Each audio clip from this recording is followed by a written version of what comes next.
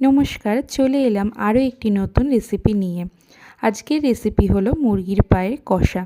এটা অনেকেই খেতে জানেন এবং পছন্দও করেন এবং অনেকে খেতে পছন্দ করেন না। তবে বড় বড় ধাবা বা রেস্টুরেন্টে এই ধরনের রেসিপি কিন্তু হয়ে থাকে এবং অনেক মূল্য দিয়ে এগুলো আমরা কিনে খাই যারা পছন্দ করি। এটা খুব সহজেই আমি আপনাদের সঙ্গে শেয়ার করব। প্রথমে মুরগির পাগুলোকে ঠান্ডা জলে 2 থেকে 3 বার ধুয়ে নেব। তারপর গরম জল করে নিয়ে জলটাকে ফুটিয়ে নিয়ে পাগুলোকে 4-5টা পা করে দিয়ে এইভাবে খোসাটা ওপরের পাতলা আস্তরণটা ছাড়িয়ে নেব। এরপর মশলার জন্য আমি নিয়েছি এখানে আদা, রসুন, লঙ্কা, 1 চামচ ধনে, 1 চামচ গোটা জিরে। ফোড়নে দিয়ে দিলাম সরিষার তেল, তার মধ্যে দিয়ে দিচ্ছি ফোড়নের জন্য এলাচি, লবঙ্গ, দারচিনি, একটা শুকনো লঙ্কা, তেজপাতা। খুব ভালো করে ফোড়নটা ভাজা হয়ে গেলে একটা সুন্দর গন্ধ বের হলে এর মধ্যে দিয়ে দেব আমি পেঁয়াজ কুচানো। এখানে আমি বড় বড় 3টে পেঁয়াজ নিয়েছি 400 গ্রাম পায়ের জন্য। এরপর খুব ভালো করে এটাকে ভেজে নেব। পাগুলো আমার সবকটা পরিষ্কার করা হয়ে গেছে। ওদিকে যে মশলাটা দেখিয়েছিলাম সেই মশলাটাও করে নিয়েছি। এরপরে পেঁয়াজটা ভাজা হয়ে গেলে এর মধ্যে মশলাটা দিয়ে খুব ভালো করে কষে নিতে হবে।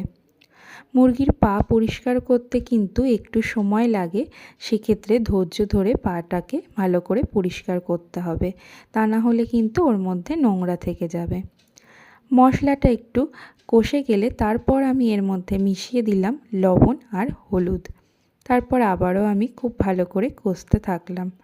এরপরে এর মধ্যে আমি পরিষ্কার করা পাগুলোকে মিশিয়ে দেব। খুব ভালো করে নাড়াচাড়া করতে হবে। মুরগির পা কিন্তু বেশ কষা কষা করে রান্না করতে হয়, এর মধ্যে মশলার পরিমাণটা একটু বেশি থাকে, তবেই এটা খেতে কিন্তু টেস্ট হয়। খুব ভালো করে কষাতে হবে, যতক্ষণ না পর্যন্ত তেল ছাড়বে ততক্ষণ পর্যন্ত এটাকে কষে নিতে হবে, যাতে করে মুরগির পাগুলোও একটু ভাজা ভাজা হয়ে যায়। এরপর ভালো করে যখন কষা হয়ে যাবে তখন এর মধ্যে মিশিয়ে দিতে হবে গরম জল।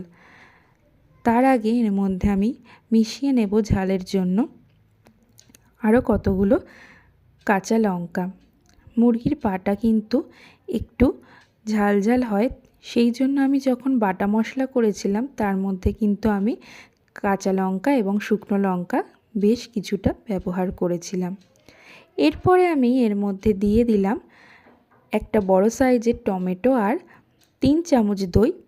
ভালো করে ফেটিয়ে বেটে রেখেছিলাম টমেটোটা একসঙ্গে মিশিয়ে এর মধ্যে মিশিয়ে দিলাম।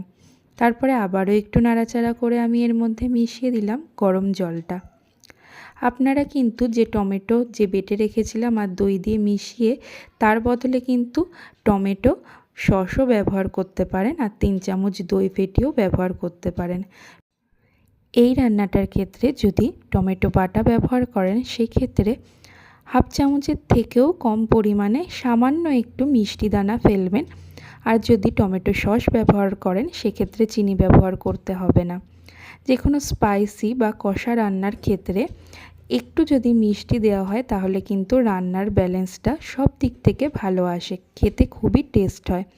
সেই জন্য সামান্য একটু চিনি আমি ব্যবহার করব। তবে টমেটো বাটার ক্ষেত্রে, টমেটো সসের মধ্যে কিন্তু একটু মিষ্টি থাকে, সেক্ষেত্রে চিনিটা ব্যবহার করব না। সবশেষে আমি এর মধ্যে দিয়ে দেব গরম মশলা। এটা আমি বাড়িতেই তৈরি করেছি তাই একটু অল্প পরিমাণে দিচ্ছি। যদি কেনা গরম মশলা হয় সেক্ষেত্রে 1 চামচ দিতে হবে। এরপর পাটাকে আরও একটু নাড়াচাড়া করে শুকিয়ে নিতে হবে। ঢাকা চাপা দিয়ে পাগুলো সেদ্ধ হতে সময় লাগবে 15 থেকে 20 মিনিট।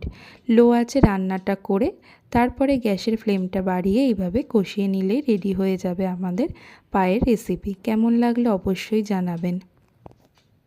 আমার রেসিপিগুলো ভালো লাগলে লাইক করে দেবেন, কমেন্ট করে জানাবেন। ধন্যবাদ পুরো ভিডিওটি দেখার জন্য।